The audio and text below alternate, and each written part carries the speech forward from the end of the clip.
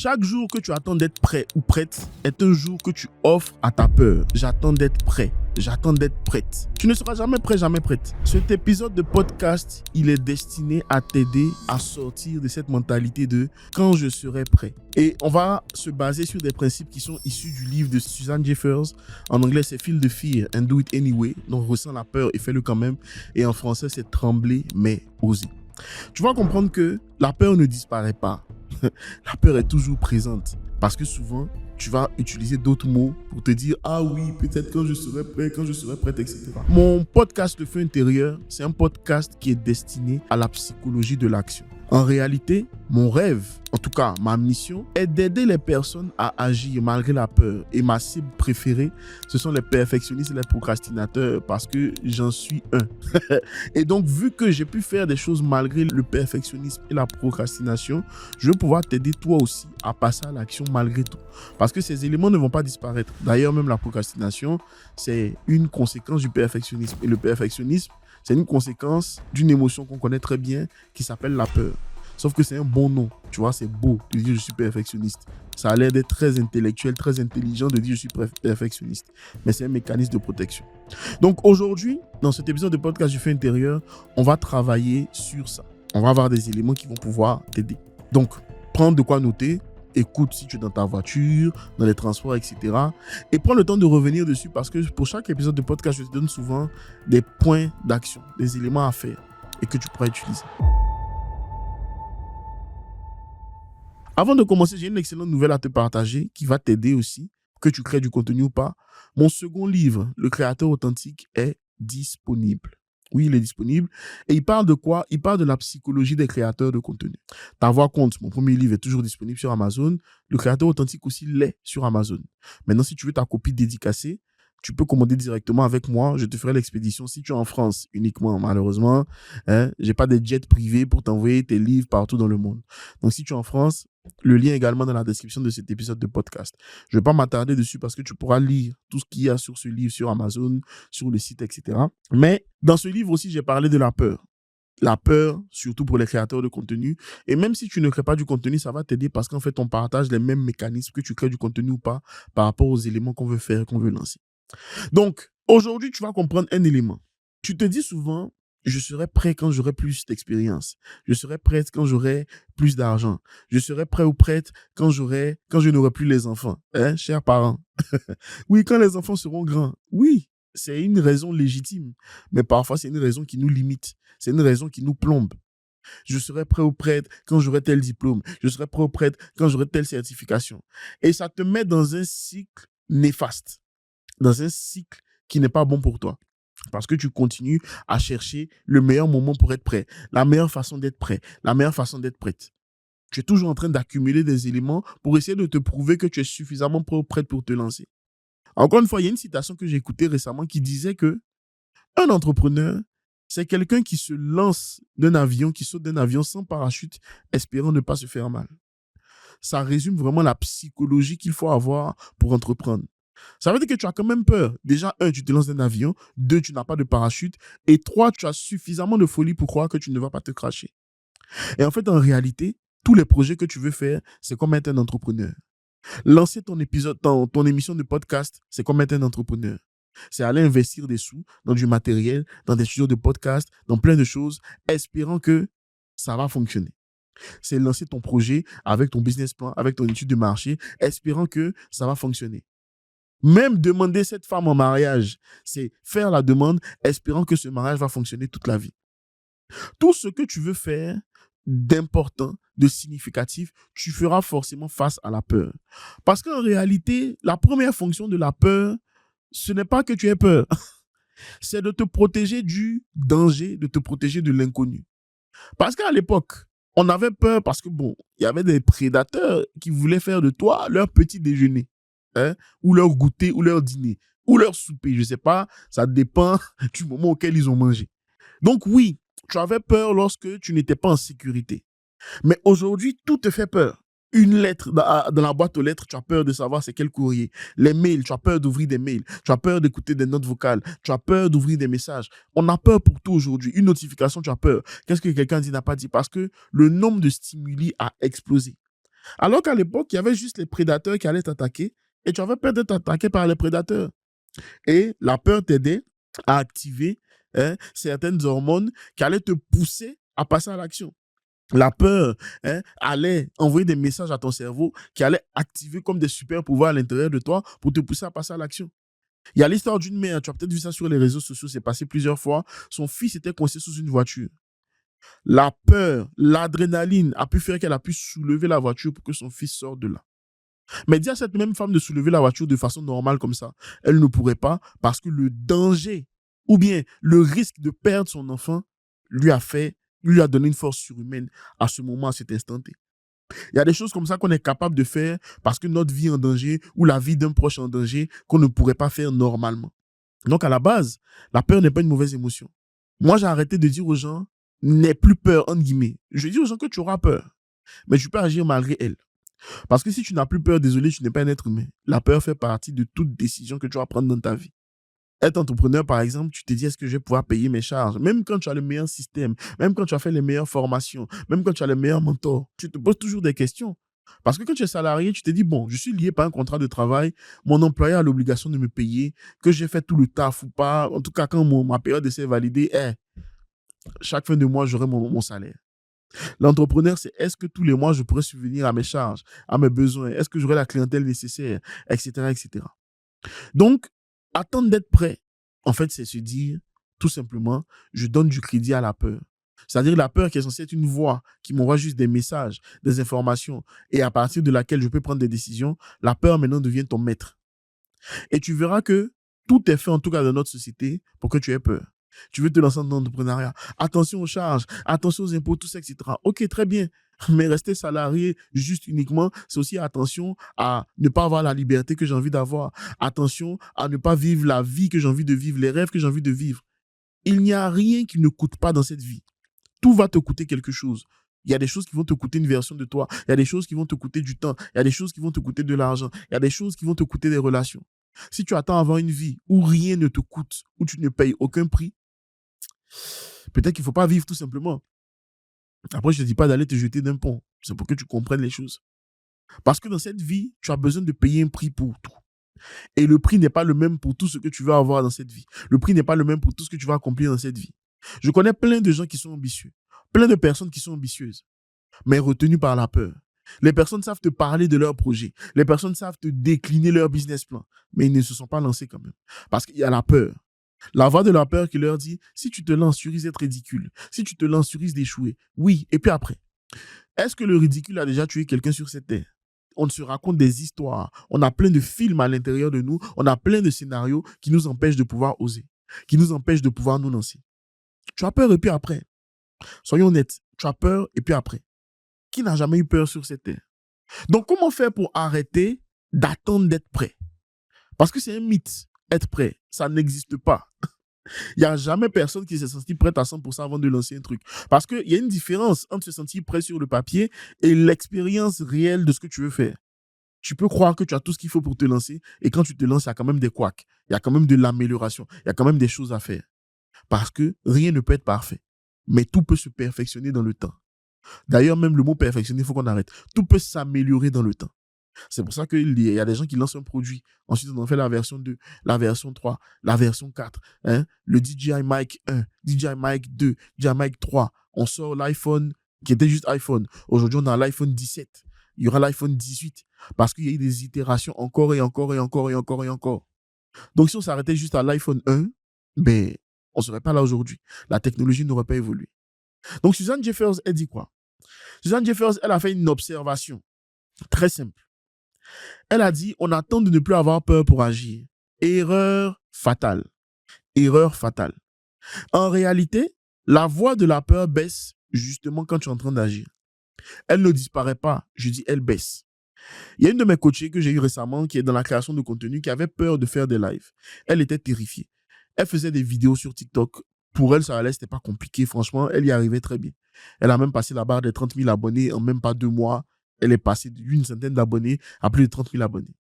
Mais moi, je suis quelqu'un, j'aime mettre la pression aux gens que j'accompagne. Je leur dis toujours, faites des lives. Mais je suis toujours étonné de voir à quel point les gens sont terrorisés de faire des lives. Après, je comprends parce que quand tu fais des lives, tu te sens vu. par des centaines, des dizaines, des milliers de personnes. Ça peut te terroriser. Je le sais, parce que moi, je suis passé par là. Mais en réalité, faire un live, comme je lui disais, c'est faire du one-to-one avec plusieurs personnes en même temps. Les gens vont te regarder, ils vont voir ta vidéo, ils vont voir ton contenu, mais c'est chacun qui est derrière son téléphone, sa tablette, son ordinateur, en train de regarder ce que tu es en train de dire. Et moi, j'ai cette mentalité que je fasse du contenu ou des lives, je me dis, c'est à une personne que je suis en train de parler. C'est pourquoi, par exemple, je tutoie dans mes contenus, parce que ça m'aide à ne pas me mettre cette barrière-là.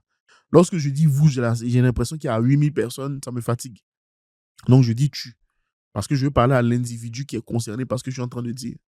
Et mon message est encore plus impactant lorsque je dis tu, chacun le reçoit d'une façon différente, c'est totalement OK. D'autres vont se poser des questions, d'autres vont pas être d'accord, etc. C'est pas grave, c'est pas le plus important. Et donc, elle a lancé son live, elle devait faire 1 heure de live, OK? Mais elle était tellement terrorisée qu'elle a tout dit en 20 minutes. Et j'étais sur son live. À un moment donné, elle a fait une offre pour un produit qu'elle vendait, 10 personnes achetaient et tout, mais elle était tellement stressée qu'elle a coupé le live avant la fin. Et ça m'a fait sourire. Je lui ai dit, mais pourquoi tu tremblais autant? Elle dit, j'étais trop stressé, j'ai trop la pression et tout. Avant-hier, pardon, on discutait. Et elle m'a dit, mais en fait, je me suis rendu compte que j'ai fait le live, mais il ne s'est rien passé de grave. Elle m'a dit, j'avais peur de passer à l'action. Mais en fait, c'est quand je suis passé à l'action, malgré la peur, mais en fait, la peur n'a plus autant d'impact sur moi que ça. Là, elle a programmé son prochain live et elle a décidé de faire un live chaque semaine maintenant. Est-ce qu'elle n'aura plus peur pour faire ses lives? Pas forcément. Elle aura toujours une petite dose de peur, etc. Mais elle sera à l'aise avec le fait de le faire parce que elle a confronté cette émotion qu'elle a peur à une réalité concrète. Quand tu as peur de faire quelque chose, la seule façon de faire baisser le volume de cette peur, il n'y a pas de recette miracle, c'est de faire la chose en question. Oui, j'aurais aimé te donner une solution magique qui te dit que tu as besoin de faire 27 étapes pour briser la peur. Il n'y en a pas. Il n'y en a pas. Tu as juste besoin d'oser. Même avec imperfection, même avec des balbutiements, même avec des bégaiements, même avec des transpirations sur ta tête, dans tes aisselles, il n'y a pas de souci. Fais-le quand même. C'est pour ça que le livre de Suzanne Jeffers, il s'appelle « Trembler mais oser ». File de fille, ressens la peur, mais fais-le quand même. Parce qu'en fait, en réalité, lorsque tu agis, même quand tu as peur, tu es en train de montrer à cette peur qu'elle n'a pas plus de pouvoir sur toi que toi-même. Tu es le capitaine, la capitaine à bord du bateau. C'est toi qui décides. Les émotions sont des informatrices. Elles vont venir te dire, tu vois, tu vas te ridiculiser. Tu vois, il y a une personne là-bas qui ne va pas aimer ta tête, etc. Je lui dis, OK, merci pour toutes ces informations. C'est terrifiant, je sais, mais je vais quand même le faire. Lorsque, par exemple, ton banquier, je sais pas, moi, te dit, madame, vous devriez investir 5 000 € là. Il te donne une information, il te donne un avis plus ou moins éclairé selon ce qu'il a fait. Mais en fonction de ton niveau d'expertise, de ta connaissance, de ton business, de ton marché, etc., tu vas lui dire non, je n'investis pas là. Merci pour l'information, je prends note, mais je vais investir là. Parce que toi, tu connais peut-être mieux ton métier, ton activité que lui. Et ça arrive. Lorsque quelqu'un te dit de faire quelque chose et que toi, tu connais mieux ce domaine que la personne en question, tu peux lui dire, OK, voici ce que j'ai prévu de faire. Par exemple, quand j'ai partagé un extrait de mon livre Le Créateur Authentique, il y a un aîné qui m'a dit, il faut justifier le texte. Je lui ai dit, j'ai parlé de ça avec la personne qui a fait la mise en page du livre et je lui ai dit justement que je ne veux pas de justification du texte classique parce que le livre s'appelle Le Créateur Authentique. C'est l'esprit du livre. Tu vois, la couverture n'est pas centrée. Il y a un masque à droite, le titre est aligné à gauche. C'est pas une mise en page classique de titre et de livre. Je lui ai dit, ce livre-là, il doit refléter l'authenticité. Deuxième élément, c'est que la personne qui a fait la mise en page est maquettiste, donc c'est son métier et tout. Et elle m'a expliqué que dans les tendances en ce moment, on revient à des textes de moins en moins justifiés pour laisser le texte respirer et que la lecture soit beaucoup plus agréable. Et moi, ça m'a convaincu. Ces deux arguments. Un, parce que moi, je voulais que le livre reflète une certaine authenticité. Tu vois, tu as le titre du chapitre en haut à gauche, tu as le truc en bas à droite, la citation, et tu as le texte qui n'est pas forcément justifié. Ce n'est pas fait pour être beau. C'est fait pour être utile pour la personne qui lit.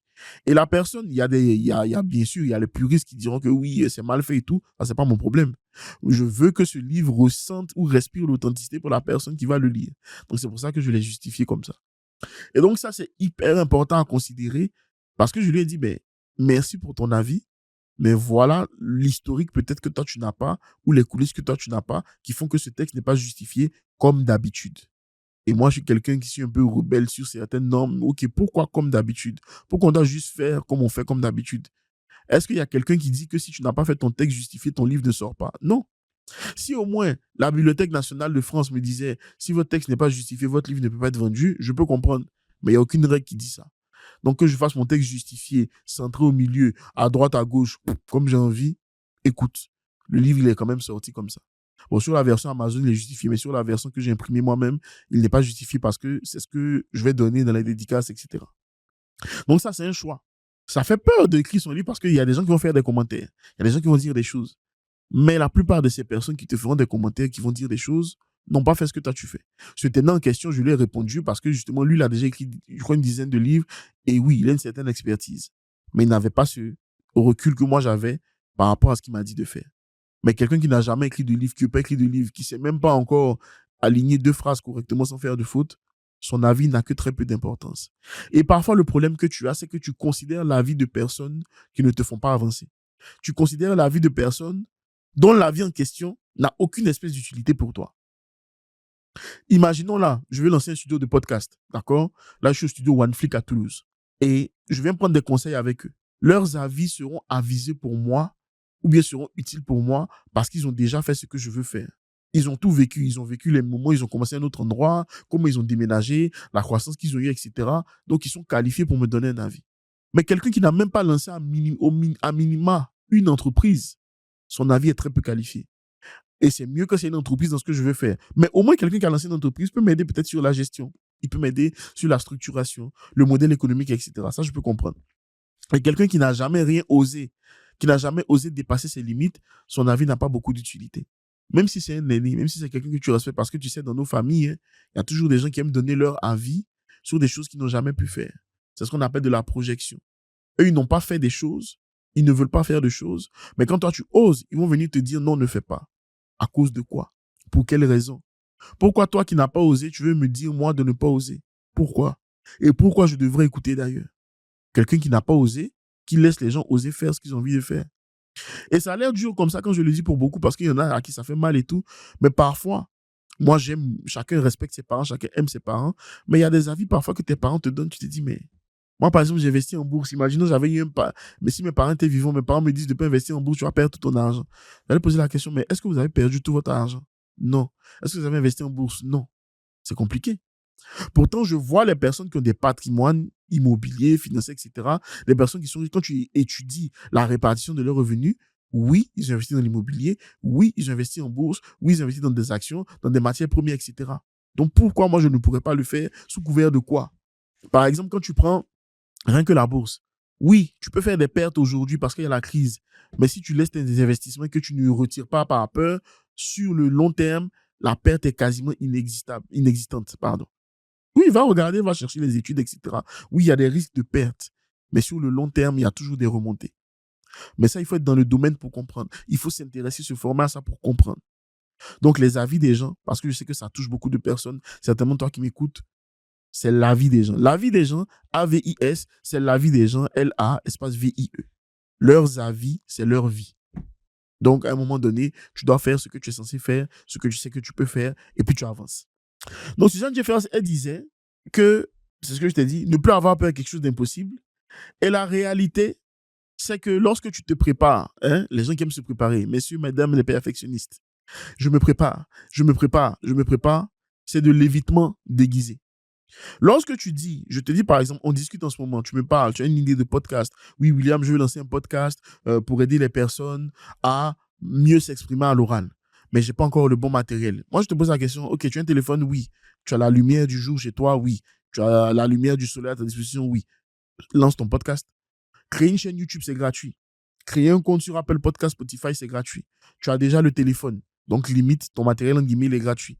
Tu as la lumière du jour. Tu as la voix que Dieu t'a donnée. Hein? Tu as la respiration. Tu as la connaissance. Tu as besoin de quoi encore? Mais qu'est-ce que les gens vont faire? Ils vont aller creuser. Ah, j'ai vu William, il a filmé en 4K. Hein? Ah, mais comment on filme en 4K? Ah, ok, il me faut une caméra 3000 euros. Ah, j'ai pas encore les 3000 euros. William, je me prépare. Hein? Je suis en train d'économiser pour acheter la caméra. Qui t'a dit d'aller acheter une caméra? C'est de l'évitement. On appelle ça la procrastination active. Tu es en train de faire des choses, sauf ce que tu dois faire. Faire un épisode de podcast, c'est faire un épisode de podcast. C'est pas aller économiser pour acheter un nouvel appareil. C'est pas les William, c'est quoi ton micro? C'est le Shure SM7B. Ah, j'ai vu qu'il coûte 500 € sur Amazon, je les ai pas. Qui t'a demandé d'aller l'acheter? Personne.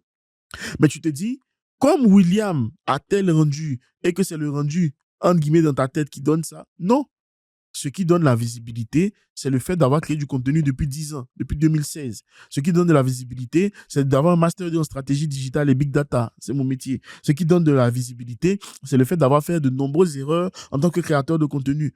Ce qui donne de la visibilité, c'est le fait de m'être formé auprès de personnes qui ont lancé des podcasts à succès et de pratiquer encore et encore les mêmes principes. Ce qui fait la visibilité, c'est le fait d'être expert YouTube et donc de comprendre c'est quoi le packaging, comment je package mon épisode de podcast afin que les gens aient envie de cliquer, comment je travaille mon intro, comment je travaille la structure de mon épisode pour qu'il soit suffisamment intéressant pour que les gens aient envie de le partager à d'autres personnes. C'est pas d'abord le matériel. Le matériel vient après. Tu peux avoir le meilleur matériel du monde. Si tu n'as pas de compétences et rien à dire, tu n'auras rien. Mais pour avoir tout ce que je viens de te citer, ça a demandé de me lancer un jour. Ça a demandé de me faire des vidéos sans son parfois, où tu filmes pendant 30 minutes, tu mets la carte mémoire sur l'ordinateur, il n'y a pas de son. Tu es frustré, tu as mal, tu es en colère, mais tu dois quand même reprendre. Ou alors tu sors, tu vas marcher, tu reviens, tu refais encore la vidéo.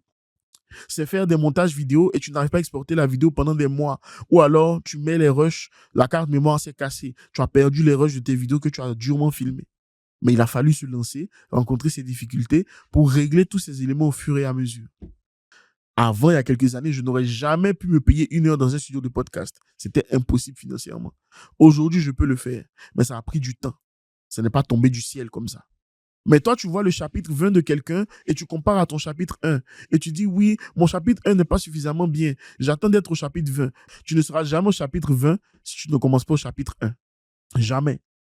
Tout livre commence souvent par le titre du livre et se termine par une table de matière, une conclusion. Mais entre les deux, il y a des pages. Entre les deux, il y a des lignes. Entre les deux, il y a des mots. Entre les deux, il y a des lettres, des caractères. Mais le problème, c'est que les gens, ils veulent éviter tout ce qui se passe du chapitre 1 au chapitre 20. Ils veulent simplement vivre le chapitre 20. Tu ne peux pas vivre la gloire si tu n'as pas connu l'histoire. Tu ne peux pas vivre ta gloire si tu n'as pas bâti ton histoire. Avant d'être une marque à succès, tu es une marque à échec. Combien de bouteilles Coca-Cola a vendu lors de sa première année? En fonction des sites, entre 12 et 30. 30 bouteilles de Coca-Cola. Je pense que c'est ce qui se vend peut-être en une fraction de seconde aujourd'hui. Et en coup, j'abuse. Il y a beaucoup plus qui se vendent en une fraction de seconde. Il y a des gens, ils achètent 30 bouteilles en une fois. Mais aujourd'hui, tu as Coca-Cola partout. C'est même devenu, ça fait partie de l'histoire de l'humanité, Coca-Cola. C'est une marque emblématique. Mais s'ils n'avaient pas vendu leur première bouteille, ils ne seraient pas en train d'avoir l'empire qu'ils ont aujourd'hui. Maintenant, tu te dis, je ne vais pas vendre mes premiers produits. Je ne vais pas vendre mes premiers services. Je ne vais pas tourner mes premiers épisodes de podcast. Mais je veux quand même être au chapitre 20, 25, 30. Hein? Tony Robbins, un des coachs les plus connus dans le milieu du développement personnel. J'écoutais une de ses masterclass qu'il a faites récemment et j'étais admiratif de à quel point... Moi, tu vois, j'ai encore des notes de temps en temps parce que j'ai besoin de structurer un peu ma pensée et tout ça. Mais pendant 3 jours, 1h30, 2 heures par jour, il nous a livré une masterclass de storytelling, de connaissance, de tout, sans notes. Même s'il avait un prompteur devant lui, imaginez, il avait un prompteur, sa manière d'apporter son message était exceptionnelle. Je me suis dit, waouh, quelle source d'inspiration pour moi. Mais pour être là où il est, je crois qu'il a dit dans le sommet, ça fait 40-45 ans qu'il fait du coaching. 45 ans d'une vie, c'est-à-dire il a coaché plus longtemps que je n'existe sur Terre. Mais imagine tout ce que tu accumules en 45 ans d'expertise et d'expérience.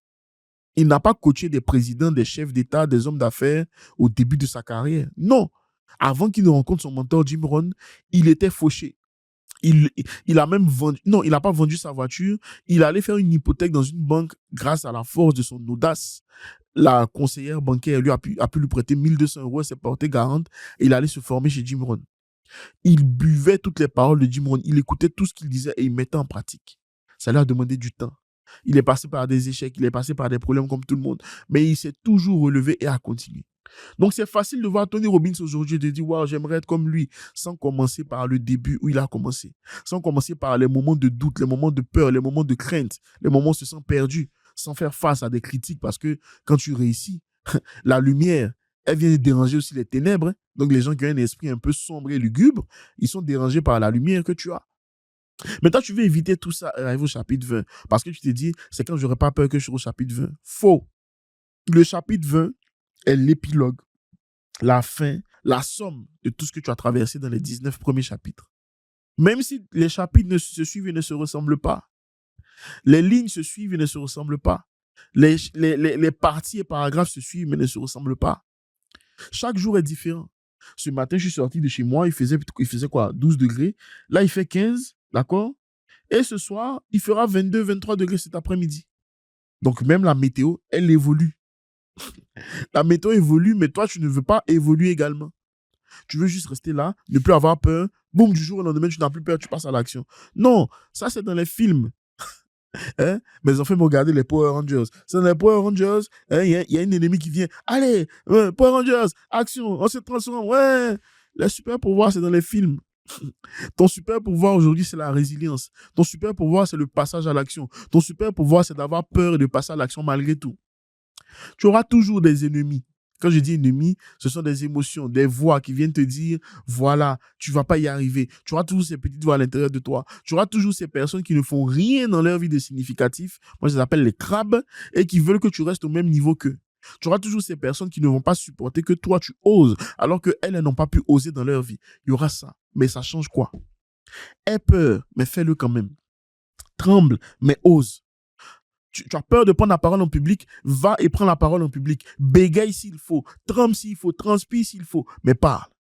Tu vas donner des preuves à ton cerveau que tu es capable. Tu vas donner des preuves à ton subconscient que tu es capable. Et il va commencer à les enregistrer. Il va dire, ah, la peur me disait qu'elle ne pouvait jamais prendre la parole en public. J'ai noté ça comme information. Mais là, quand je vois ce qui se passe dans son cerveau, quand je vois ce qui se passe dans son système immunitaire, dans ses émotions, dans ce qu'elle ressent, je vois que là, elle a osé, elle a parlé malgré tout, elle a ressenti une émotion. Donc, à la fois, tu as la peur, mais tu as l'adrénaline, tu as la dopamine, tu as tout ça en même temps qui se génère. Elle dit, ah, il y a une activité intéressante. Ah, elle a pris la parole en public. Je stocke. Deuxième fois, tu vas trembler un peu moins. Je stocke. Troisième, quatrième. Et il arrive un jour, on se dit, waouh, William, j'aimerais parler comme tu le fais. Comment tu as fait? Ben, 2200 vidéos sur TikTok, 980 publications sur Instagram, plus de 12 000 posts sur Facebook au cours des 12 dernières années, plus de 300 vidéos YouTube en tout, des échecs, des flops, du rap à l'époque, parler, oser prendre la parole à chaque fois, juste une accumulation de preuves que je suis capable de parler. Je peux parler devant 0 comme devant 10 000 personnes, ça ne me dérangera pas.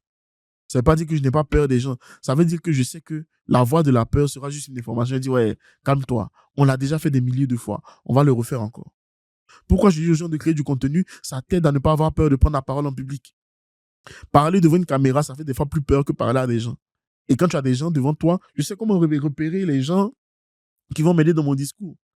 Il y a des gens que tu vas parler, ils ne seront jamais convaincus, qui vont te regarder comme ça, avec dédain et dégoût. Qu'est-ce qu'elle raconte, cette dame? Mais c'est pas grave. Le message est plus important que le messager. Toi, ton but est de transmettre le message. Si on n'adhère pas au messager, c'est pas grave. Quand le message est transmis, c'est comme une graine qui est semée dans l'esprit, dans la tête de quelqu'un, ça germera à un moment donné. Tu n'es pas une solution pour tout le monde, mais tu es une solution pour au moins une personne. Chaque fois qu'on te donne la parole, chaque fois qu'on te donne l'opportunité de parler, tu as quelque chose à apporter à au moins une personne. Et quand tu as cette mentalité, toute occasion de prise de parole est bonne. Je n'ai pas besoin qu'elle soit parfaite, j'ai besoin qu'elle soit utile. Voilà pourquoi j'aime beaucoup ceux qui parlent d'art oratoire, etc. Parfois, je trouve que le problème, c'est qu'on veut mettre des gens dans une case. Non. Les meilleurs orateurs, en réalité, sont des orateurs qui ont compris le message qu'ils veulent transmettre à leur audience. C'est ce que moi j'ai étudié. Les meilleurs orateurs ne sont pas que dans la technique ou dans la perfection. Ils sont dans la transmission de leur message. Mieux, les meilleurs orateurs sont eux-mêmes le message qu'ils transmettent. Et quand tu es toi-même le message que tu transmets, les mots pour dire les choses s'alignent facilement. Les mots pour dire ce que tu as envie de dire sont très clairs. Avant de faire un épisode de podcast, je fais en sorte que l'épisode soit ce que William est. Je fais en sorte de pouvoir transmettre ce que j'ai besoin de transmettre. Ça demande de l'exercice, ça demande de la pratique. Mais avec le temps, c'est quelque chose que tu pourras faire. Ne te pose pas de questions, ne réfléchis pas trop, lance-toi quand même malgré tout. Donc, Suzanne Jeffers, elle dit aussi dans son livre, la peur ne disparaît pas, mais tu peux agir malgré elle, c'est ce que je t'ai dit. Et le mindset que je veux que tu aies, c'est le fait est mieux que le parfait. Ça, c'est un mindset que je veux te recommander d'avoir. Fait est mieux que parfait. Lorsque je devais écrire mon premier livre, t'avoir compte, je pense que j'ai eu 8 versions de manuscrits avant d'envoyer même le manuscrit avec lequel j'ai travaillé sur ma coach en écriture. Parce que, en tant que bon lecteur, je voulais un livre qui soit incroyablement bien écrit, parfait. Sauf que tu ne peux pas devenir un meilleur auteur si tu ne sors pas des livres et des livres et des livres. Donc, je m'étais moi-même mis une pression d'envoyer quelque chose de parfait avant même de commencer. Eh oui, dans tous les domaines, on fait face à ça, surtout quand c'est quelque chose de nouveau. Je me suis dit, William, rappelle-toi tes vidéos YouTube, rappelle-toi ton contenu. Le fait est mieux que le parfait. Et c'est ma coach en écriture, coach Isadora Carla, dédicace à elle, qui m'a beaucoup aidé. Elle m'a dit, William, moi, tout ce dont j'ai besoin, c'est que tu m'envoies, même si c'est des notes brutes, tu me les envoies. Moi, je vais t'aider à structurer tout ça. J'ai dit, mais très simple. Voici le manuscrit que j'ai envoyé. Donc, quand je l'envoie, elle me dit, ah, mais tu as déjà beaucoup écrit, très bien écrit, etc. J'ai dit, ben oui, je me suis mis la pression et tout. Mais malgré ça, on a modifié plein de choses. Parce que j'avais des problèmes de structure, j'avais des problèmes de storytelling parfois, j'avais des éléments, il manquait une partie de ce que je voulais transmettre, etc. Donc, elle m'a aidé à mieux structurer tout ça et à sortir ce livre-là qui, je vais écrire plusieurs livres, mais à mon sens, c'est mon livre préféré. Pourquoi? Parce que c'est le livre où j'ai mis William dans un document. C'est le livre qui démarre ma carrière d'auteur, etc. Et ça, c'est quelque chose que je vais laisser comme héritage aussi dans cette génération. Mais ce livre peut être perfectible. Bien sûr, on peut toujours tout perfectionner, surtout quand un produit est déjà sorti. Mais je me pose toujours la question de savoir, est-ce que le livre apporte suffisamment d'utilité au lecteur? Le créateur authentique, je l'ai écrit en 3 fois moins de temps que t'avoir compte. Pourquoi? Parce que j'avais compris le principe. Le fait est mieux que le parfait. Le créateur authentique, c'est un livre, si tu l'achètes avec moi, il fait 150 pages. Sur Amazon, il fait 180 pages parce que la mise en page n'est pas la même. Mais en 150 pages, tu as tout ce qu'il faut pour comprendre la psychologie du créateur de contenu. Tu as tout ce qu'il faut pour comprendre l'addiction aux vues, la dépendance aux vues, aux algorithmes. Tu as tout ce qu'il faut pour comprendre ce que ça fait lorsque tu as envie de vendre un produit, un service et que tu n'y arrives pas. Tu as tout ce qu'il te faut. Tu as tout ce qu'il te faut pour avoir l'attention que tu as lorsque tu veux monétiser ton expertise mais que tu n'y arrives pas. Tu as peur de mettre le bon prix, etc. Tu as tout ça. Et donc, c'est un livre qui est utile. Moi-même, je le relis. Ma coach en écriture m'a fait une blague parce que bon, je viens de Côte d'Ivoire et on a une sauce chez nous qui s'appelle la sauce gombo, qui est reconnue pour être gluante. Et quand les gens mangent la sauce gombo, ils aiment dire ça glisse à l'intérieur de l'estomac. Donc, elle lisait le livre. Pourtant, elle est coach en écriture. Hein. Les livres, elle en a lu. Elle lit 80-90 pages par heure. Et elle te lit des livres comme elle respire. Elle me dit, William, j'ai fini de lire ton livre et ça glisse. Pourquoi? Parce que c'est un livre qui est utile pour quelqu'un. Tu n'as pas besoin de faire monts et merveilles, sauter à gauche et à droite. C'est un livre qui te permet simplement de passer à l'action. Et j'ai mis un masque sur le livre parce que l'authenticité, elle est derrière un masque. Et le livre, il t'aide à enlever ce masque petit à petit. Donc, le masque n'est pas totalement ôté parce qu'au départ, tu as un masque, mais tu vas arriver à l'enlever petit à petit. Dans le livre, par exemple, je parle du spectre de l'authenticité. Pour moi, c'est une des parties les plus importantes pour quelqu'un qui veut comprendre un peu l'authenticité. Parce que ton authenticité à 100%, elle n'est pas pour tout le monde. Tu dois avoir des leviers, des garde-fous que tu vas avoir pour être authentique, surtout sur les réseaux sociaux, sans forcément te dénaturer, sans forcément faire semblant. Mais tu vois, quand je parle de la peur dans cet épisode de podcast, un des prochains livres, en tout cas, soit il sortira l'année prochaine, soit cette fin d'année, c'est un livre sur la peur. Donc, teaser déjà en direct, c'est un livre sur la peur qui va t'aider à agir malgré la peur. Là, je vais aller rechercher des éléments scientifiques, aller chercher mes histoires personnelles, plein de choses qui vont t'aider à te dire, mais en fait, oui, j'ai peur, tout le monde a peur, mais tout le monde a peur, mais ils font quand même des choses. Pourquoi pas moi? Donc ça, c'est un livre qui va t'aider quand même à passer à l'action. Le fait est mieux que le parfait, c'est toute l'histoire de ma vie. Parce que si je regarde à mon côté perfectionniste, je ne serais pas en train de faire cet épisode. Dans cet épisode, des fois, je vais racler la gorge, des fois, je vais répéter des mots, des fois, je vais faire des fautes, des erreurs, des fois, je vais trop parler, trop rapidement, etc. Et c'est OK. La question que je me pose à chaque fois, est-ce que cet épisode sera utile pour quelqu'un? Est-ce que cet épisode va apporter de la transformation à quelqu'un? Et quand je finis de faire mes notes, généralement, de préparer mes épisodes, quand la réponse est oui, je publie. Quand la réponse est oui, je fais. Par exemple, la dernière fois, je suis venu au studio, on a eu un problème de décalage avec le son, mais ça arrive. Tu vois, moi, j'ai déjà connu plusieurs fois. Ils m'ont dit non, on te reprend le truc. Je dis non, on ne reprend pas, je publie tel quel. Mais l'épisode, il n'y a que 2 personnes qui m'ont dit il y a un décalage de son, mais ils ont écouté jusqu'au bout. Et ça les a aidés, ça les a transformés. J'ai une amie qui est coach aussi. Bon, elle, on s'entend très bien parce qu'elle est comme moi. Elle peut faire un document où il y a des fautes. Elle peut faire des erreurs. Elle a même fait une vidéo une fois. Elle filmait et pendant 1 minute, tu sais, quand on essaie de t'appeler pendant que tu tournes ta vidéo, le son se coupe dans la vidéo. Elle a quand même publié. Parce qu'en fait, on se met trop de pression à vouloir être parfait alors que tu ne peux pas être parfait ou parfaite. Tu ne peux pas. Tu peux être excellent, donner le meilleur pour avoir ce que tu... L'excellence, c'est quoi? C'est faire le maximum que tu puisses faire avec ce que tu as. Et l'avantage de l'excellence, c'est que tu t'améliores toujours. Le perfectionnisme, c'est ne rien faire tant que tout n'est pas parfait. Donc, c'est un piège parce que c'est impossible que ce soit parfait.